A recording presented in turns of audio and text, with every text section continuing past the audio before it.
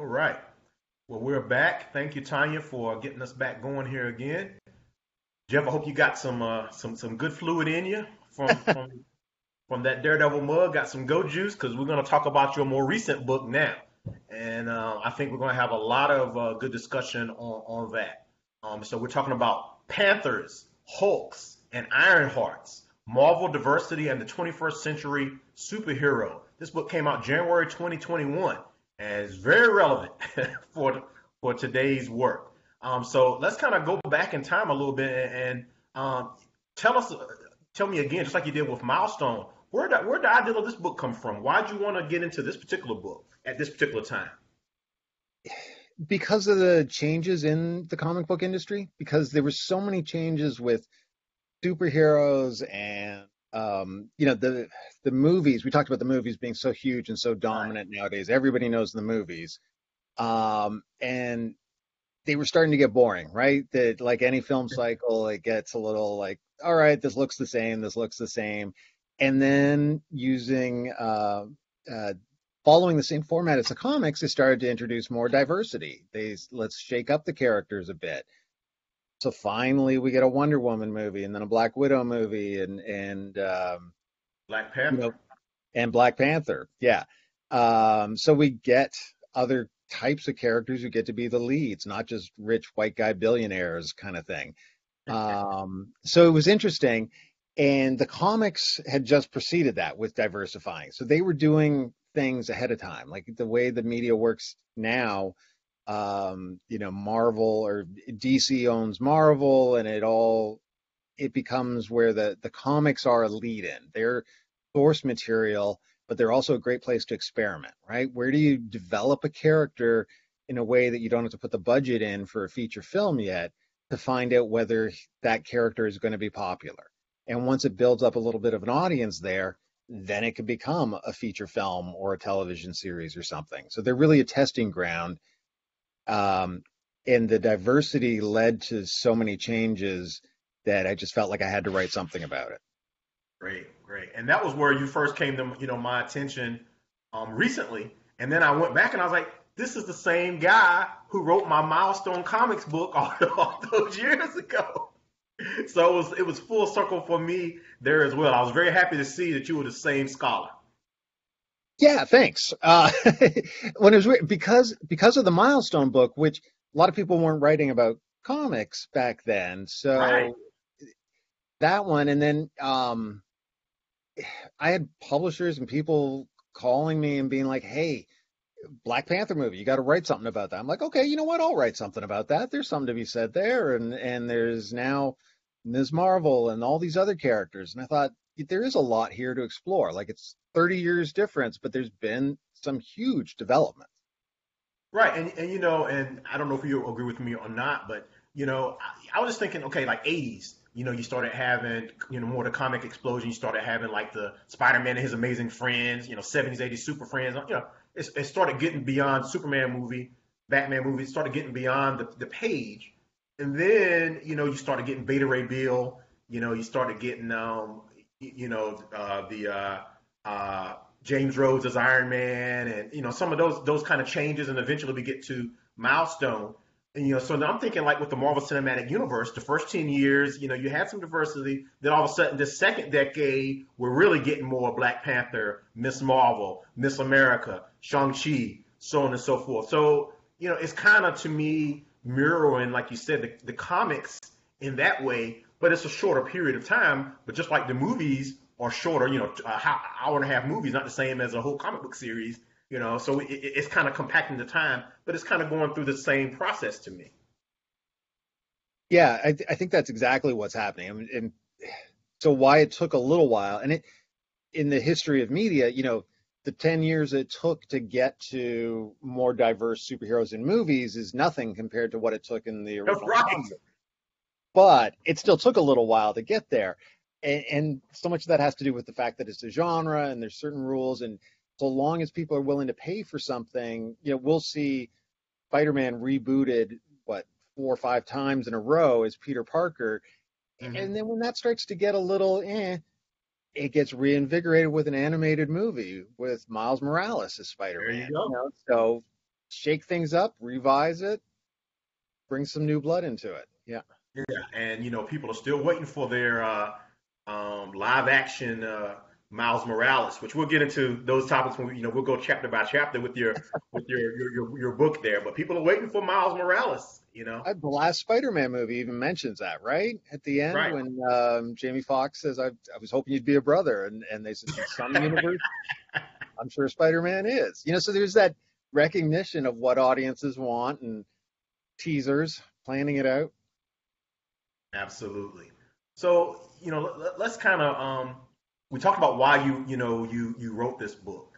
I guess I should kind of go with my requisite questions that I would ask before we get into it more in depthly, which is, how long was this process for you? How long did it take, and what type of research methods did you use? Because again, like we talked about earlier, I want folk to understand the process. So if they wanted to do something like this in a different way, like we talked about, they can, right? Or at least try or know how it works.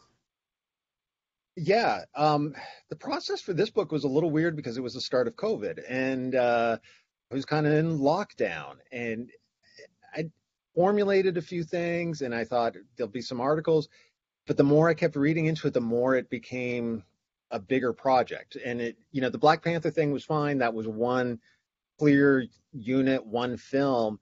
But Right. I sit down and I start making lists. I sit down with a beer and start making lists when I start working on a project. And I'm like, okay, so what new characters are worth talking about? Which ones? And then suddenly I've got, you know what? There's 5 or 6 Asian American characters here. Maybe there's Right. a topic there. Maybe there, and um, all these different, look at all these replacement characters. There's all these characters that are getting accused of replacing the original hero. So then that becomes a chapter. But it really does, I'm not going to give the beer all the credit, but it just free association, jotting things down, running with it. And before I knew it, I was like, you know what? These chapters just shape themselves. They're interrelated issues, but they all go in different ways. Yeah, and it's funny you said replacement characters because when you said that, that kind of hit me right at the heart because you're thinking in current events, current news, the replacement theory. You should not replace us. So, I don't know if you had thought about that when you before you said that. Well, yes and no. Yes. I mean, the chapter in the book starts with talking about the uh, was it the South Carolina, the protests, the white supremacist groups that were Right. marching through the night with tiki torches, chanting, "Blacks will not replace us, Jews will not replace us," and seeing this, and then as I started to look more into replacement theory and how crazy it is, just absolutely ridiculous and absurd. At the same time, I was reading these comics, and people were writing complaints about them, saying, Right. "Oh, this is a replacement Wolverine because a young female clone of Wolverine is taking over the role for a while he's dead." And it's like this word replacement it, it's a interesting loaded issue, Yes. and the comics are able to deal with it in a different way. It isn't just racial replacement. They're talking about replacing these characters, um, even though they're not replacing them, and they're very specific about these are just temporary things that we're doing, and there's no reason why we can't have a Wolverine who's a young girl and a middle-aged man. No reason why we can't have a black Captain America and a white Captain America coexisting. So yeah, but that's one of the things I think now the replacement theory has become an even bigger issue. It is interesting to see how it can be taught and thought about through metaphors in comics. hmm And it's not real. I mean, these aren't real people. That's Yeah, they're not real people, and people were getting their panties in a bunch, as they say, about Wolverine's being replaced. It's like, you know what? Wolverine doesn't exist, okay? There's no such thing. He's a character that's drawn, but these characters become so important to people, right. that they can't imagine them in different ways. And I think that's where we have to start seeing this differently, is imagining them in different ways. You're right. Because if the world would have been the way it should be realistic with the comic years and years ago, you would have had more women and more people of color and all these kind of things, in the first place. And, I was talking with some of my students at my university recently, and we were talking about when they bring out the Fantastic Four, the new Fantastic Four movie, it should probably be someone from India or Pakistan or something like that, the group that's going off into space, with the Indian Space Agency or something, somebody making their own, ship to kind of go out there on their own. That would probably be even more realistic, or something, or Chinese or something. Yeah. Yeah, and hopefully not like the Elon Musk or billionaires going to space, coming back superheroes. But yeah, I mean, it needs to reflect the world around them. You know what, Jeff? I didn't even think about that. It's actually kind of scary. I don't want Elon Musk going up into space coming back with superpowers. I don't want that. What's the name on Amazon? If that's just me, Jeff Bezos coming back with like the fantastic Mr. Fantastic arms or something. I'm a little worried about that. But yeah, that's a great point. And if they do something like that, you might have a Fantastic Four that's South Asian or Asian or something like that. So to speak. So was there anything that surprised you during your process for writing this one? Anything? Yeah. I think I was surprised by how much people get upset when fictional characters are changed in one way or another. And I think, at worst, it's really misogynistic and racist and venting that kind of thing. I think at the more optimistic view is that for some people, they get so attached to these characters and these creations, and they have a certain vision of them. Right. And it's hard to give that up because there's no doubt that it's racist when they're concerned about Michael B. Jordan being the Human Torch in the Fantastic Four movie. So that suddenly in the comics, Spider-Man is Miles Morales, and people were upset about that, and that's racism. But people also have their favorite Batman. Is it Adam West? Is it Ben Affleck? And you get married to those. I mean, Ben Affleck for nobody, but people get really stuck on those and will argue to the death about that kind of thing. So it's a weird spectrum in comics, and I think you see that the fineness of it. Jeff, you just cut me deep because you said Ben Affleck for nobody, and I'm a Ben Affleck Batman guy. You just cut me deep on that. I thought he was fine. The movies with him were not good, but I thought he did a good Batman. Oh, okay. Because I was just talking with somebody about that a few weeks ago, and they also looked at me crazy when I was like, I'm a Ben Affleck kind of, Batman guy. Adam West, then Ben Affleck. But okay, you know what? I'll take Ben Affleck over Val Kilmer any day. Oh yes. Okay. Touche. We're kind of getting a little. That's a conversation for you and I on Zoom one day. But let's kind of get back to the subject at hand here. Well, I would love to see a black Batman in the future.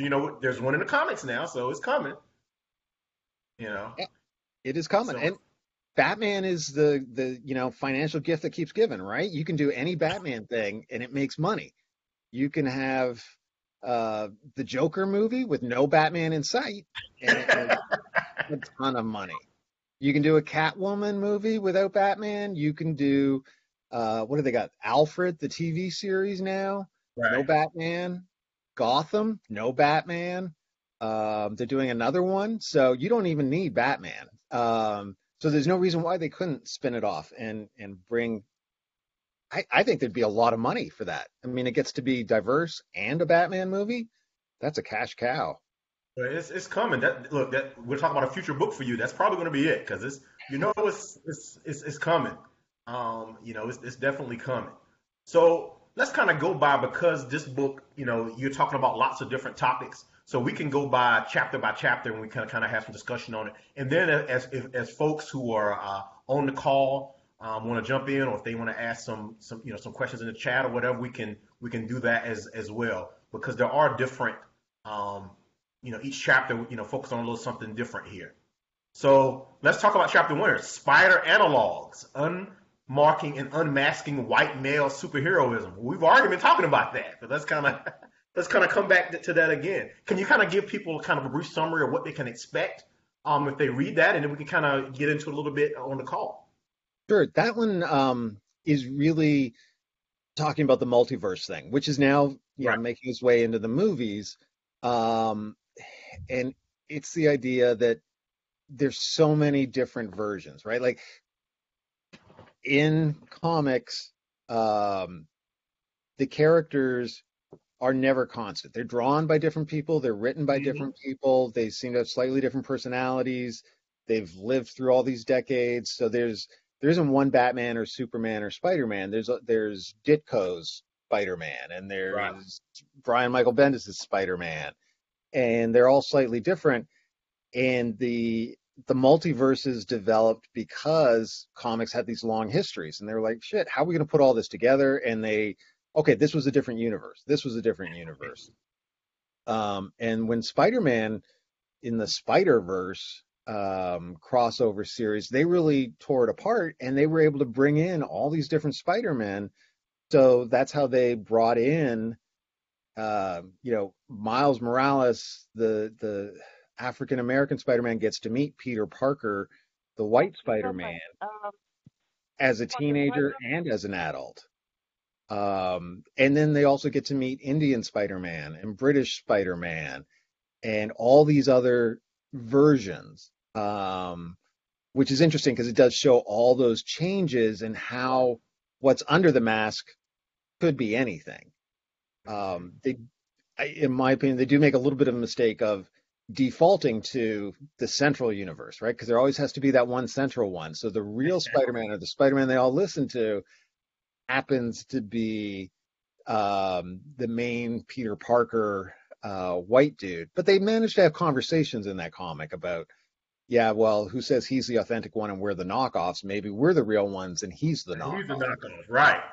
Right. And and in the future, maybe at least we're starting to have those conversations now. You know, when we weren't even having them before. But even like Spider Gwen, versus Spider Woman, who is not quite the same as Spider Man. So you even got the female perspective in there. Yeah. And it's an interesting take because that's how comics have developed, right? You take that first, whatever the animal is or the power description. So you have Batman, and then you have Batwoman, Batgirl, Batdog, Batmite. You just keep spinning them off, and they're all knockoffs of that original. And that's what happened with Spider-Man and Spider-Woman and Spider-Girl and all of that. So it is an interesting way to admit that these things can be different, different characters within the same umbrella of that type. Well, at least they didn't call Miles Morales Spider Black. And given the history of naming characters in the comics, I'm surprised he wasn't Black Spider. I think if he'd been made in the 70s, he would have been Black Spider. Right. Well, Luke Cage is coming, so we're gonna get into some of the Luke Cage and the chain imagery and some of those kind of breaking free from the chains and all that kind of stuff as well. But right, yeah, Miles Morales obviously is one of my favorite characters, and everybody on the call knows how popular the Spider-Verse movie was, and they're doing another one. And people, like we said before, they're clamoring to get a live action version of Miles Morales. So he's definitely gonna be coming. Does anyone have any questions about the spider stuff here before we move on to the next one? You can put in the chat, or if you wanna ask about it. We've got a new friend up here, Jeff, John as well. He might have some questions. We just met him during the break, right? You have any questions about Spider-Man and the Spider-Verse, John? I'm into Marvel as well. I always claim to be a DC guy, but I'm gonna tell you, I really love where Marvel is going with their diversity. I have a little bit more to say about Captain America. I saw that series the whole way through. I think they really pushed how we as Black African Americans see like our realm in America and what the Stars and Stripes means to us. and they really depicted that well in Falcon and the Winter's. Yeah, I think it was Falcon and the Winter Soldier. Yeah, I just call it Captain America. Well, yeah, Jeff and I do the same thing. Smaller than anybody. So, but as far as right, as far as the Spider-Man genre goes, I love where they're sort of incorporating Miles Morales' story, starting off as protege and then becoming Spider-Man himself. And to Jeff Brown, what he said, I appreciate that they didn't go calling him Black Spider and like doing a cop out. I think that shows a lot of change in where we are in comics today. But I didn't have any specific questions. I just wanted to mention. That's great, John. That's wonderful. Those are some great comments. And I'm wondering, Jeff. I mean, I really do think that it's really kind of already there almost. But Miles Morales is going to be the Spider-Man. You know? Yeah, I mean, he's a great character. If you read the stories, he's wonderfully well developed. He's got a great storyline. Really did a good job with him, and I think it surprised people that Spider-Man could be done differently. Because so many things, and I think Tony mentioned this, the history of characters, and they come back, there's a cycle. So every 10 years or 15 years, right, the major characters get reintroduced, but they have the same origin, just slightly different maybe.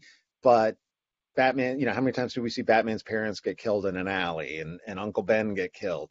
Miles Morales is different. And, it becomes exciting. It's a lot of fun. And I think the next two I think it's going to be two movies. I think they're breaking it into two. Okay. I realize there's so much desire for it, and hopefully a live action will be soon. Yes, I agree. And you know what, hearing John talk about that and hearing what you're talking about makes me think about Nubia with Wonder Woman as well. They're going in that direction too.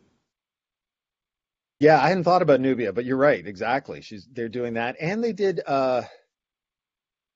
There's another Wonder Girl, I think they're introducing, who is South American. I haven't read it, but I believe she's Latina in some way or another. And when you think about Black Panther and the Dora Milaje, it makes sense to have, a Black Wonder Woman. I mean, a lot more so than it probably would have in the past. Absolutely. And, Wonder Woman made a lot of money at the box office. So there's only so many ways you can spin off Wonder Woman because she hasn't got that cast of supporting characters in a way that others do. But, the Dora Milaje are getting so a lot of different ways to spin them off. And I think with Disney behind Marvel, they've kind of figured out a pattern to do this, to introduce new characters that aren't already pre-sold. Everybody knows who Spider-Man and Captain America are, but they don't know Miss Marvel and Echo and things like that. Yeah, and we're about to see Disney Plus is going to be doing some World of Wakanda shows that are not just about Black Panther. So I think you're definitely going to see more, characters from the Black Panther. Now I don't want to say universe, but like you said, the Black Panther stories and stuff in there that are not Black Panther himself. Yeah, and that's a weird one, right? Because you get the death of an actor who played the role so well in Black Panther that they're almost being forced to show more of Wakanda because they want to keep the Black Panther franchise going, but you can't just replace the actor. So I think that's going to broaden it out in a lot of interesting ways for an unusual, unexpected reason. Well, and I mentioned this to my wife a while back too, is that Black Panther, if you probably recall it yourself, he died in the comics, and they had the Black Panther from the future, and all that. So that might be where they're going. And so again, some multiverse type stuff here. He also had the stories where he went to the past and all that as well. So yeah, and you had stories where his sister takes over and becomes the Black Panther. That's what I think everybody was expecting anyway. Yeah. But yeah, we'll see. Well, we'll get to that because John kind of got us on to chapter 2 here already, and we've already got into it a little bit. But chapter 2 is the replacements, ethnicity, gender, and legacy heroes in Marvel Comics. Can you just give us a taste of that, and we can kind of take it from there? Yeah, that was they spent about a year at Marvel introducing interesting characters, kind of variations on some of the main ones. So they killed off, although in comics, as everybody knows, No one's dead ever isn't done. really dead. Yeah, dead doesn't matter. But they killed off Wolverine and Iron Man and Captain America, um, boy, you name it. And they introduced characters to take on the mantle of that, and they called them legacy heroes. So they were, a young girl clone of Wolverine becomes Wolverine for a while. Um, Young girl becomes Hawkeye for a while. All of these characters emerge, and Sam Wilson becomes Captain America for a while. We get a female Thor, and fans kind of lost their minds for a while. Not all fans, some fans Right. lost their minds and were like, "What? You can't have Thor? Can't be a woman? What's going on?" Which led to a lot of interesting debates. And the accusations, which they then embraced in the comics, were that these characters were being replaced. That all the characters who were killed off were primarily, maybe all of them, white male characters. Mm-hmm. And they were killed and replaced. That their title was given to somebody who, I think, in every case, was not a white male character. It Right. was a character of color or female. And so people start freaking out. You're messing with my characters. You're doing these things. And they're like, hold on, they're not your characters. We can mess with them if we want. Um, but it allowed some interesting stories. What if somebody makes a sexist remark to female Thor? Well, she's going to kick their ass.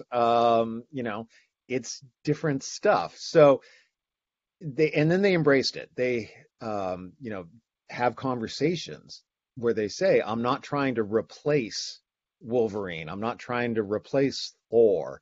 I'm just trying to do good and honor their legacy. So it does become an interesting dialogue with replacement theory and that ridiculous racial paranoia, I think. Right. And those stories, the source material, as we like to say, has done so well that you're starting to see them filter into the movies, right? You got the female Thor in this next movie. You saw X-23, the clone, in the Logan movie, Mm-hmm. right?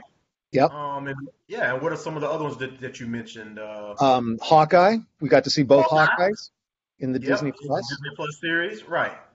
I mean, so Um, it's there.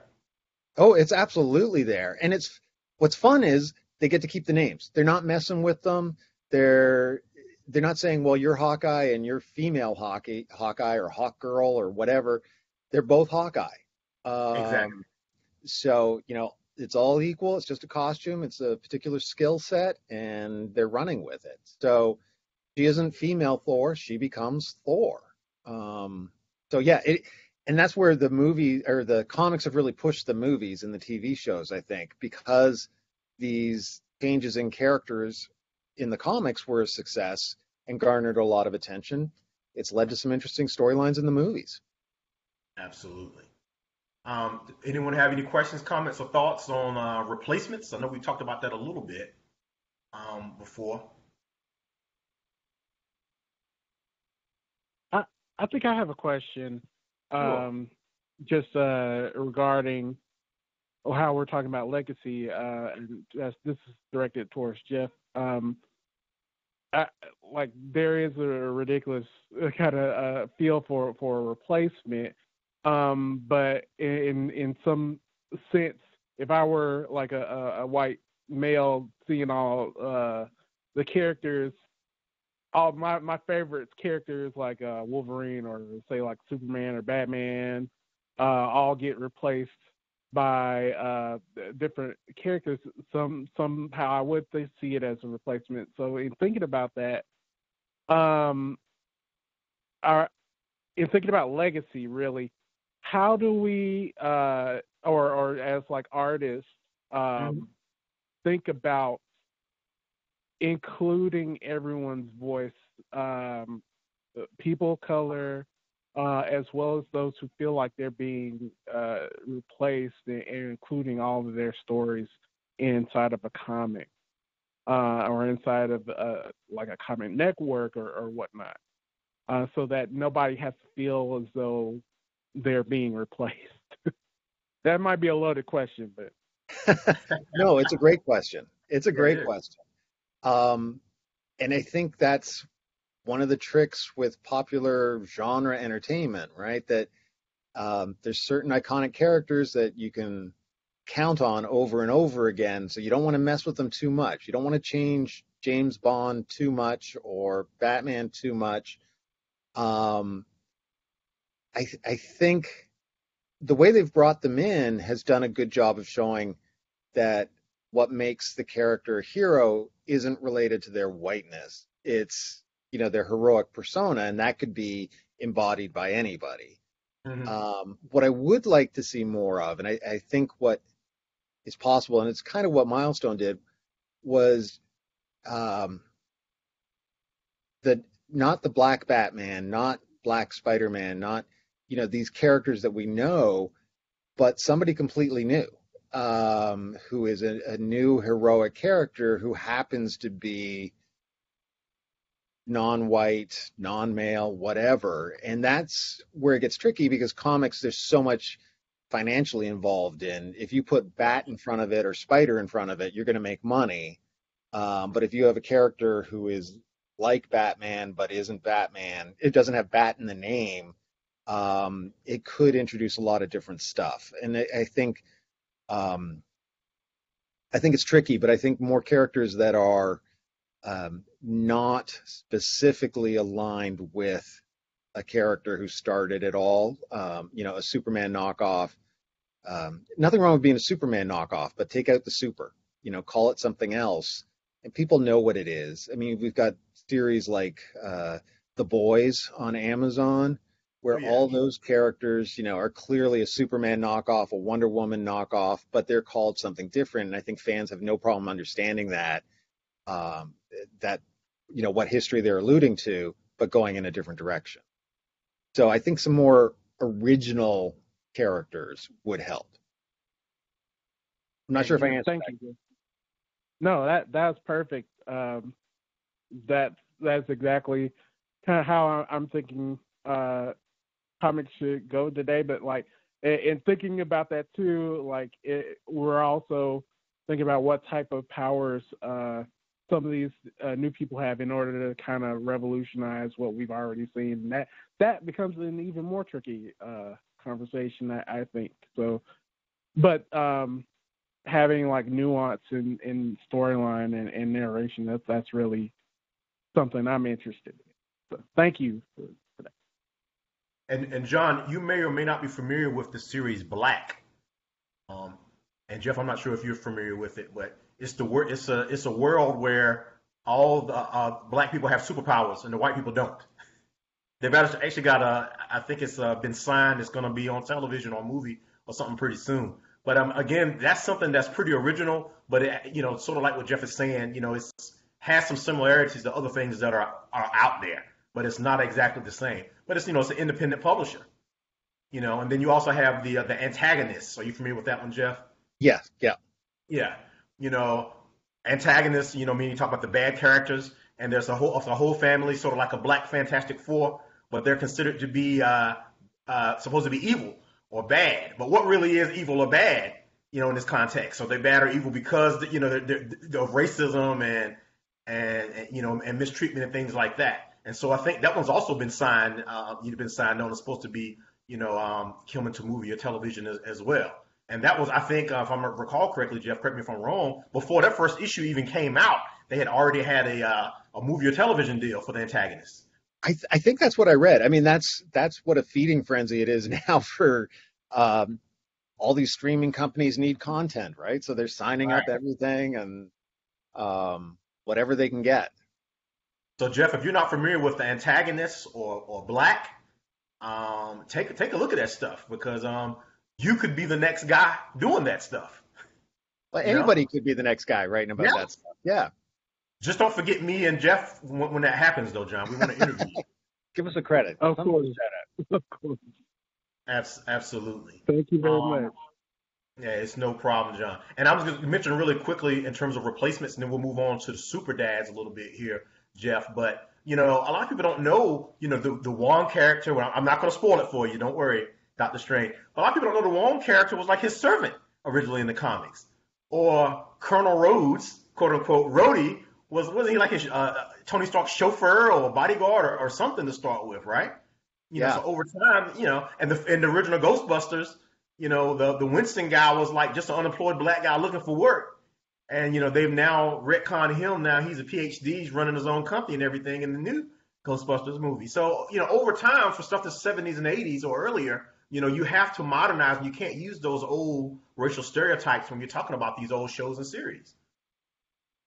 Yeah, exactly. I mean, people have become a lot more sensitive to it, and Wong can't just be Alfred. He's not just a guy making Doctor Strange's tea. But that's what he was for decades. But now he is powerful and a sorcerer in his own right, and everything The else. Sorcerer Supreme. Yeah. Yep. Right. And, he took over Doctor Strange's role, and people are okay with that. He's been in a lot more movies, than some of the other characters. Got a lot more screen time. Mm-hmm. Mm-hmm. All right. Good stuff. And so we're gonna keep it going here because there's so many cool things here that we could talk. Man, we could be here all day talking about this stuff, Jeff. But we're gonna be conscious of people's time. But next, you got Super Dad, Luke Cage, and heroic fatherhood in the Civil War comics. Now, you're specifically talking about Civil War there, but we can talk about Luke Cage in general, as well. Yeah, I think Luke Cage is a fascinating, one of my favorite characters. Hey. And I read it. I read the Luke Cage and the Hero for Hire stuff when I was a kid, and I didn't remember it all and went back and read it. But talk about it's a character who in the 60s and 70s really came out. Got the Funko here, but you can't see it because of my screen. I can't see it. No, you got the Funko, Luke Cage. But yeah, I mean, when he came out, he and Black Panther from Marvel at the time, it was really sort of the blaxploitation movies, right? So it was that, it was going the other way. The comics were looking at the movies for inspiration. They were like, yeah, Shaft and Superfly are doing great. Let's do a character like that. So they made these urban black New York characters that were very much Shaft or Superfly like, and with all the racial stereotypes that went along with that. Mm-hmm. In the 70s. But I like that as they went on, those characters still were interesting properties, so they kept them in use. But over the years, they developed, and they were important to a lot of people who we've mentioned here, hadn't seen anybody be heroic who had darker skin. And so it's so important to see yourself, anybody to see themselves reflected in a positive light. I'm saying that as a middle-aged white Canadian, but even me, it's not the same. But as a kid, I remember all of these people are American. Why are all these heroes American? And then suddenly you get something like Alpha Flight where they're Canadian. I'm like, okay, this is cool. Now we're talking. And I think at every level, people have that in identification. But Luke Cage was one of the more egregious street level characters. Mm-hmm. And then they reworked them in recent years to take away all of that. I don't want to say take away all of that. They kept his swagger, I think, in a lot of interesting ways. But you got to do that for the black men now. Yeah, he's still got that. But they made him much more responsible, much more intelligent, much more heroic, not just for the pay and so on, and turned him into a loving husband and father. He became a very positive character who was a pretty bad stereotype in the 70s, and then shifted into a whole different direction. Yeah, and I was gonna get into that a little bit right there, and you said it. I used to would say he's become like Bill Cosby, the superhero Bill Cosby. Can't say that anymore. So we'll say Uncle Phil from Fresh Fresh Prince of Prince. Bel-Air, maybe, or probably really more in his case, probably James Evans Sr. from from from Good Times is probably Okay, more yeah. of a good comparison.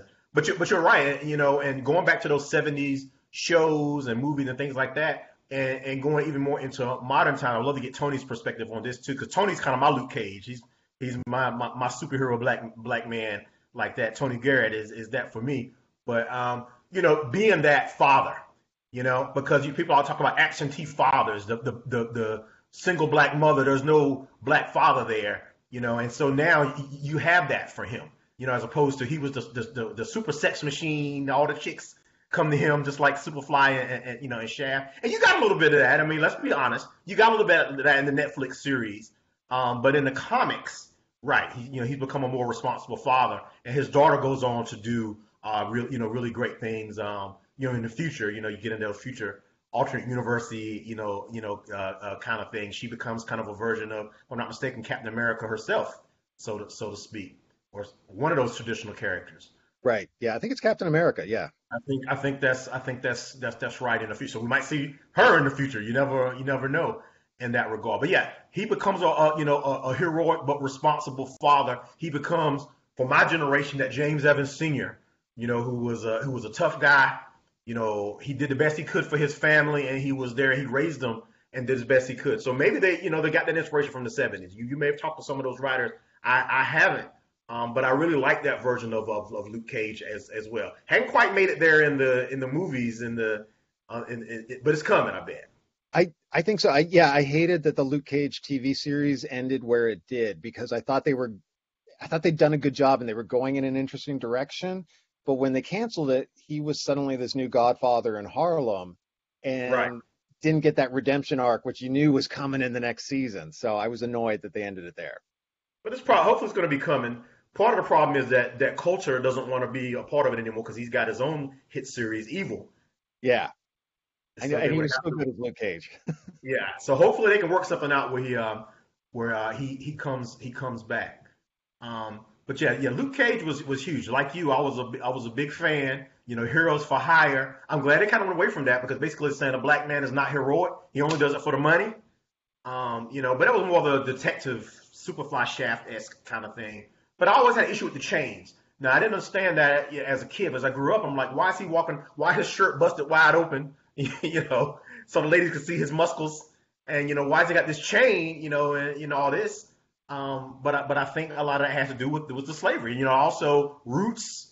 Around that time. As well. Jeff, I think we got a question from Brother Pat here, so we're gonna let him get in and ask you a little something. Yeah. Sorry, I had to drop off. My daughter's right here, so if you hear something, it's her in the background. Okay. So my question was, I wanted to. Okay, hold on, just a sec, guys. Hold on, just a second. Go ahead, Pat. Don't worry about her. You go ahead. You are Luke Cage, Pat. Hey, Naya. Here we go. Bring her in. All right. The next generation. Okay, so my perspective is a little bit different. I want to take it a little bit back to the individuals having problems about their reality of what the superhero should look like, right? So, Right. If it's a white man, it's like, oh, the white man has to be Captain America. If it's a black man has to play Black Panther. My perspective is I'm a 90s kid, right? I grew up watching Fox Kids, which came out in the 90s. So I wasn't really big in the comics, but I'm not unfamiliar with the content. And in my mind, the X-Men are, from Marvel, is, the 90s cartoon, the yellow, the blue, and the black for Wolverine. Charles Xavier has the yellow hovercraft with the green suit. That's my mind. That's what it's supposed to be. But here comes a shock when Fox comes out with their rendition of X-Men.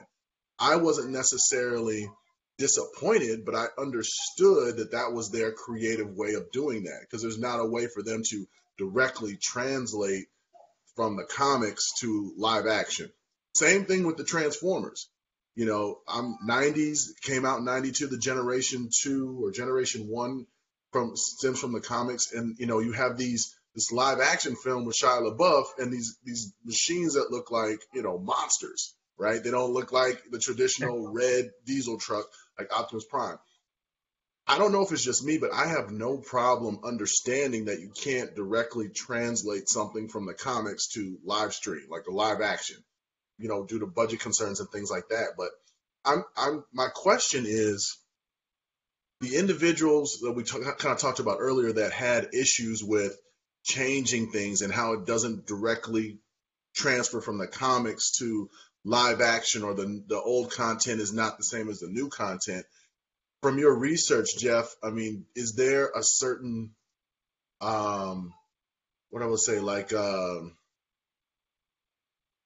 years of individuals who do that? Like, are they more so comic, like aficionados, or are they a certain type of era that has a problem with this? Because, like I said, for me, I understand it, right? I get it.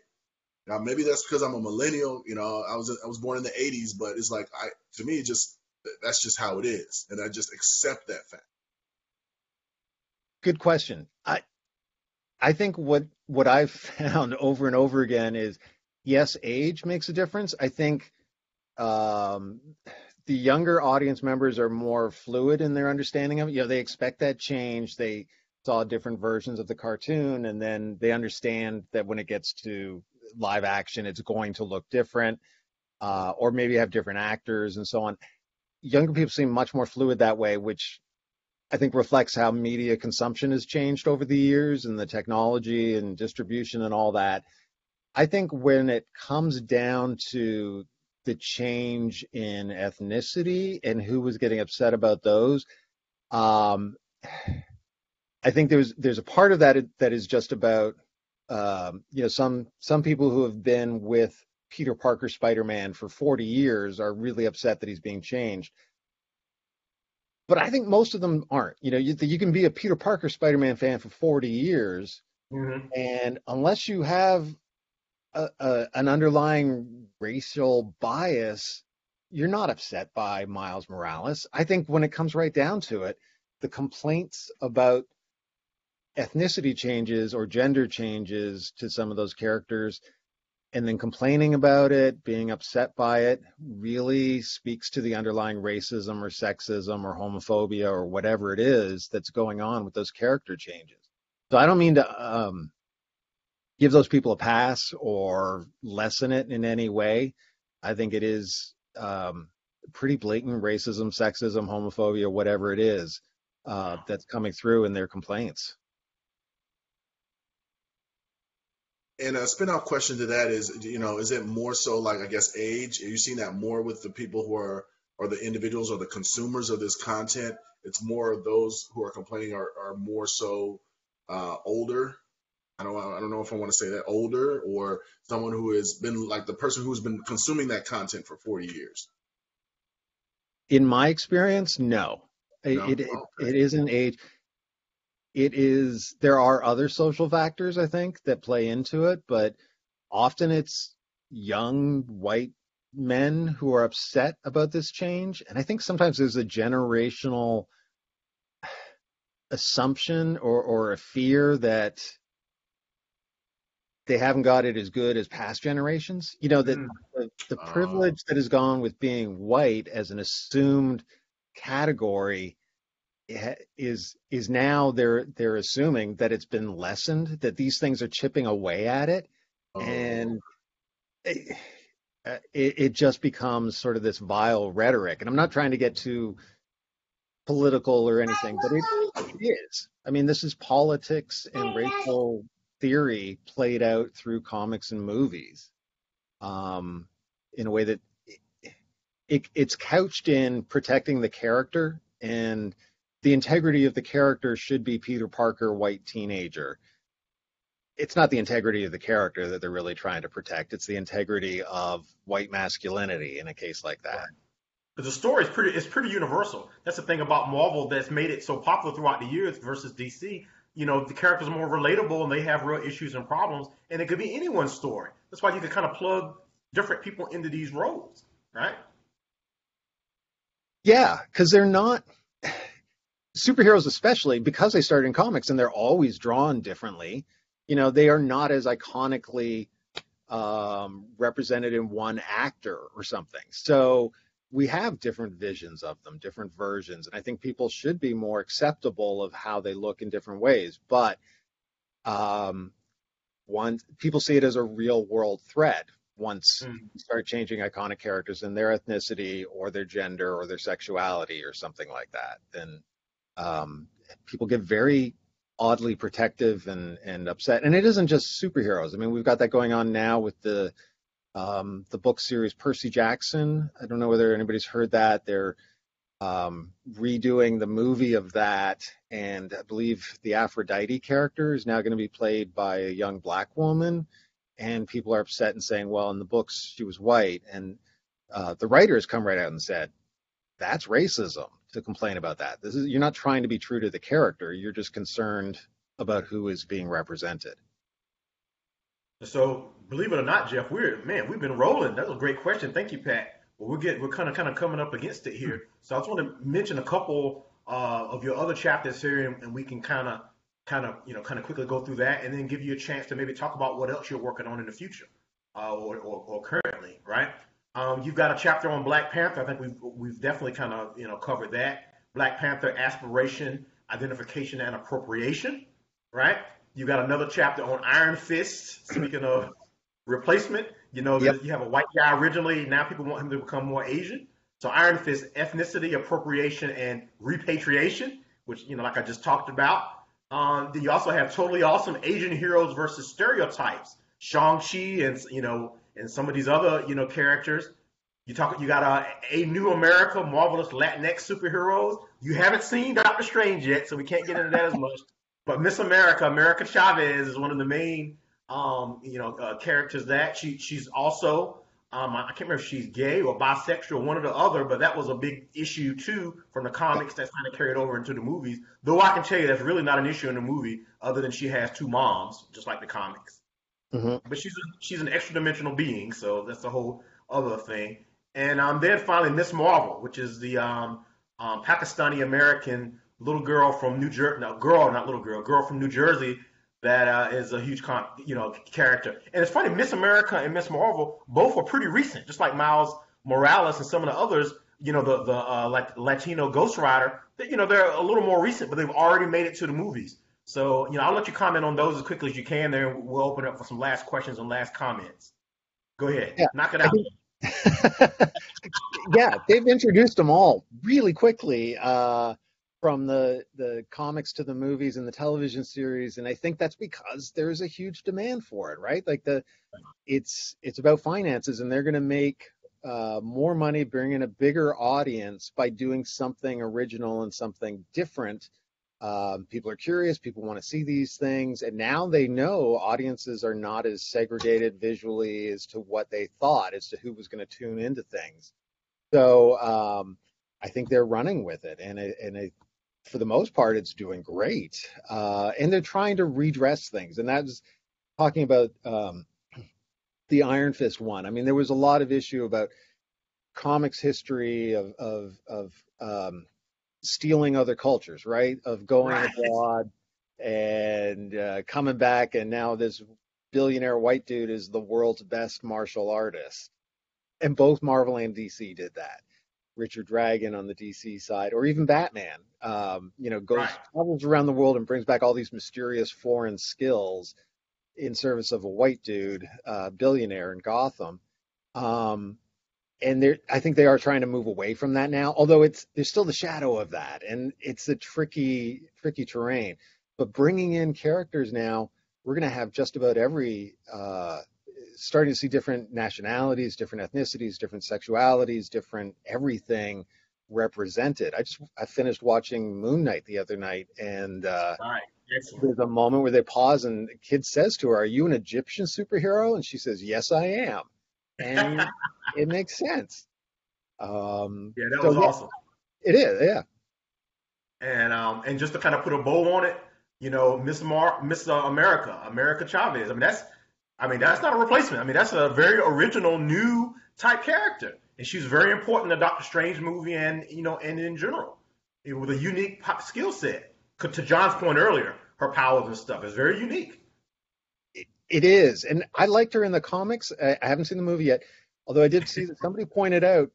So wait, so we get a Latina girl whose superpower is literally crossing borders. I hadn't thought about that. I hadn't thought about that.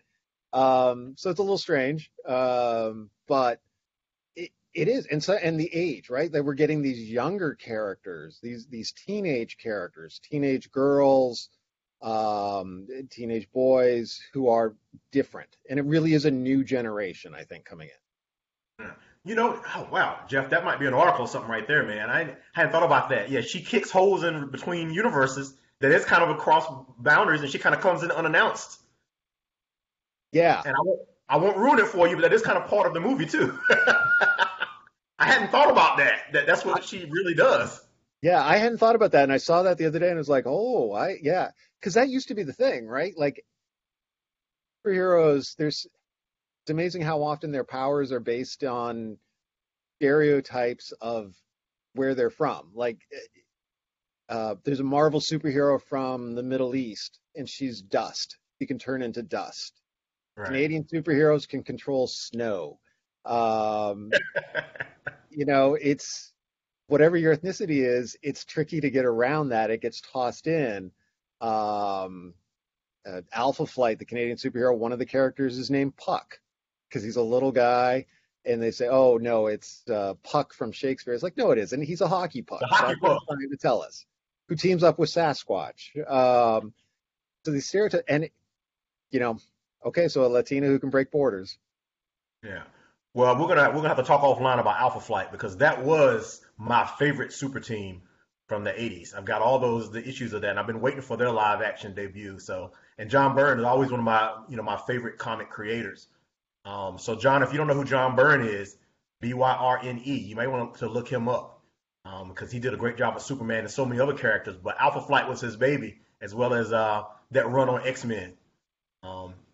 Which is why diversity in creators is important. I mean, John Byrne was Canadian, right? So he had that same experience of, I want to see characters who reflect where I grew up, and did that. So, and then the Milestone guys, the same thing. And the more we get different perspectives, the better, all the way across. So yeah, you were asking earlier about young readers and writers and artists and stuff like that you're trying to reach. The more they can do, the better for all of us. Absolutely. And Jeff, I'm gonna have to kind of pause it here because the mistress of ceremonies, Miss Tanya, is gonna get both of us. We're kind of run over. I'm sorry. Oh no, that's okay. That's what you and I can keep talking, but we're just gonna have to cut everybody else out for a little bit. But thank you so much, Jeff. I hope this was good for you. It definitely was wonderful for us. Thank you. I enjoyed it. This was a lot of fun. So I wanted to give you an opportunity to talk about what's next. Before we turn it over to Tanya. Do you have any future projects, anything you're working on now that you want to share?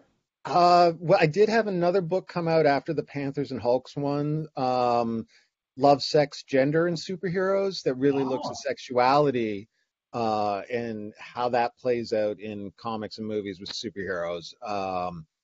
So, trans superheroes, of which there are a few, but also, the metaphor of bodies shifting and shaping and mind swapping and all that stuff, to the importance of kisses and queer marriages in comics, and how superheroes are pushing boundaries that other media are afraid to touch. Right. The next Captain Marvel movie, as well as this next Thor movie, is supposed to be addressing some of those issues as well. We'll see when they come out. And I was just gonna, I could talk to you about this all day, but just saw recently the next Doctor of Doctor Who is going to be black, and his companion is going to be a transsexual. I hadn't heard that. Yeah, that's totally. I was looking at the companion, I was like, okay, and then I read later it was a transsexual. So yeah, look into that. But that's not comics per se, even though there are Doctor Who comics. But again, that fits right into what you were just talking about, Jeff. Well, it's this whole geek culture, right? Like geek fandom for science fiction and comics and everything else can really embrace change and differences. And I think comic books and superheroes are science fiction. I think science fiction often goes in that direction. And often things change first in the comics, and then the real world kind of follows suit. Not always, but very very often. But thank you so much, Jeff. I'm gonna turn it over to Tanya here. Tanya, as you can tell, we could chop it up all day on these topics. But I don't know if anybody else has any questions. But I'm gonna let Tanya kind of take it from here. Tanya, you ready? Yes, thank you so much, Jeff. This has been enlightening for me. I certainly learned a lot. James talks about all these things, and he takes me to the movies, but it was interesting to hear all the work that you've done with the books that you've written. So thank you so much for your time. I just wanted to quickly wrap it up by mentioning our next event. So I'm going to take a minute here and just share my screen to mention our next intellectual event. This is a Nature by the Book event. So Nature by the Book is an initiative that we started in partnership with Outdoor Afro. Outdoor Afro is an organization that seeks to reconnect African Americans with the outdoors.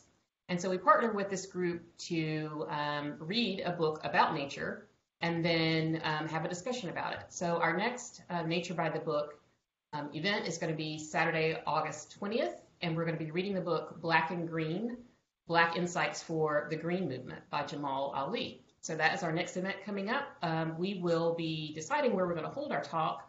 We usually hold it on site somewhere kind of related to the book. So at a park or at a green space, some outdoor space.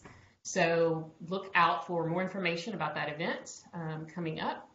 And also wanted to just share how folks can stay connected with us by purchasing on our merch store. So I don't know, James, really quickly, you can drop the link to our merch store in the chat, but we do have a merchandise store where you can purchase T-shirts and mugs. All of the proceeds from that help us deliver these events and cover the cost for the events. So you can go to our website, intellectual.org, and the merch store is at the top of the page. But I also put the actual link for it in there as well if you want to go directly to it, as Boss Lady suggested here. I'll stick that in there for you. Bam, there it goes. Right. And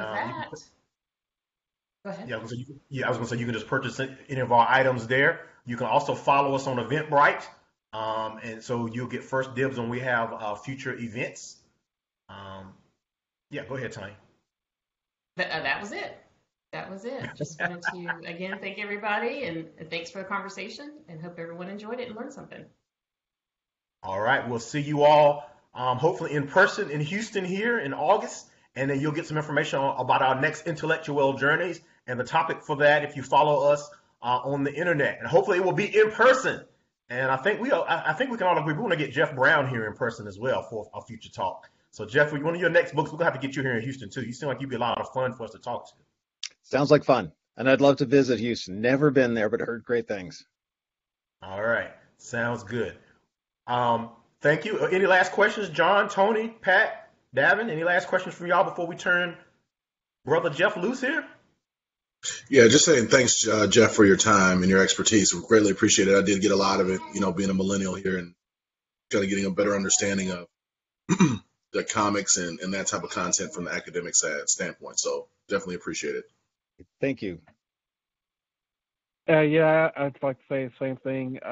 It was really incredible to hear from somebody who worked in Milestone years ago, and I really enjoyed this conversation. So thank you for being here, Jeff. Oh, thank you. Thank you. Everybody had some great questions, a lot of fun. We could go on for hours. Yeah, we could. Brother Tony, any last thoughts or comments? James, no, just wanted to thank Jeff. I sent him a direct message as well. But just thank you. Good content, and enjoyed the conversation. Thank you. Thank you, Tony. And it was nice to meet you all. This was great, and I think the whole project is fantastic. Wonderful. And I'm going to be pushing it to all my students. Absolutely, and we'll have the YouTube video for you as well. Jeff. And yeah, definitely you're part of the Intellect U Well family now. So we'll hope to see you at some future events and talking about some of your future books as well, or just chopping it up on just in general. All right, so we are going to end it right here. So I'm going to turn the recording off. Thank you, everybody, and we'll see you soon. All right.